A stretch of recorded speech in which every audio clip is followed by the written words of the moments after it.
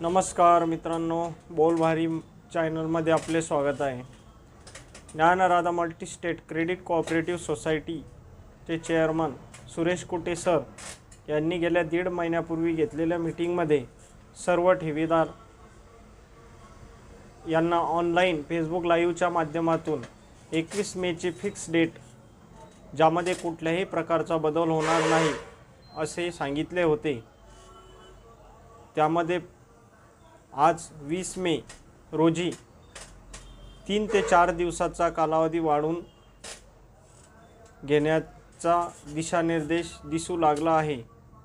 त्यामध्ये असे कारण देण्यात आलेले आहे की त्यांच्या अकाउंटमध्ये जे पैसे आलेले आहेत त्यावरती जो होल्ड होता तो होल्ड अद्यापपर्यंत निघालेला नाही। त्यामुळे आता पुढील काय नियोजन राहील हे आपल्याला येणाऱ्या 1-2 दिवसात कळेलच। तरी सर्वांनी याची नोंद घ्यावी।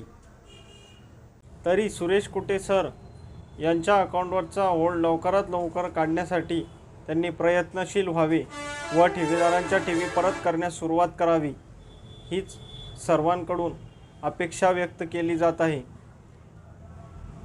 धन्यवाद।